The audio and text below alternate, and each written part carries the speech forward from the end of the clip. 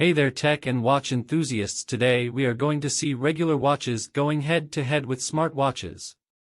We are going to be as honest as possible even if we are a tech channel. Remember, good things need to be appreciated. Without wasting, let's dive in. Now, I don't think it is going to be fair if we compare each feature of the watches, but I think it will be fair if we compare the design. Smartwatches are of different designs, colors and straps. However, the most preferred shape is square because it gives a ratio which is similar to that of a smartphone.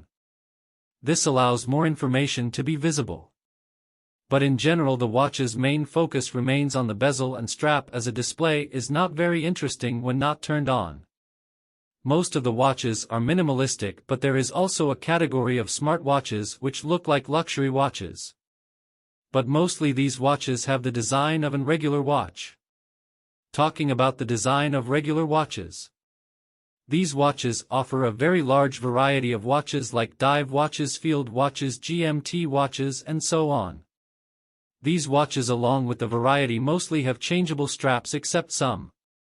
There is almost a watch for every person. Also, in these watches the dial also plays a big part along with the bezel and strap. Some have cyclops and some don't. Some people like chronograph watches while some don't. As always, design is a personal preference. But remember, a smartwatch without connection to internet is basically a fitness tracker. In this situation, the smartwatch is more likely not a good option. Also, a smartphone is very necessary to use all the functions of a smartwatch. But let's be honest, it is much easier to read a notification on a smartphone than that on a smartwatch. Also, replying to a notification is easier by using a phone. So why would you use smartwatch if you can use a smartphone, which most people tend to carry everywhere?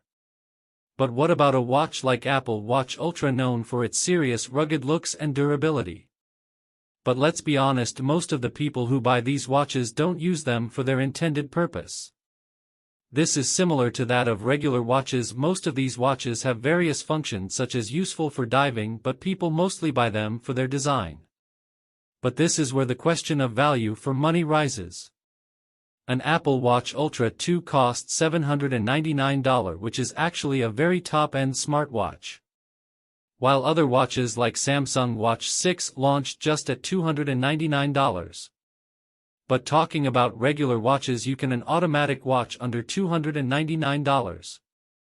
You can also get a premium automatic watches under $800. The luxury watches, however, can go easily above the price point.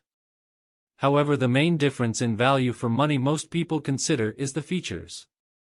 A smartwatch has way more features than a regular watch. But what most people fail to recognize is the longevity of a regular watch. A smartwatch will easily be outdated in a few years. The newer watches will have more features, smaller bezel, better battery life, and so much more. Also, don't forget the battery of the watch need to be replaced. However, regular watches do not look outdated easily. They can stand the test of time. Quartz watch need a very cheap battery change, and a mechanical watch needs a service. However, at the end of the day, a regular watch lasts longer than a smartwatch. A reliable regular watch could last a lifetime. Some very expensive luxury watches are also investments. Some of these watches can increase in value.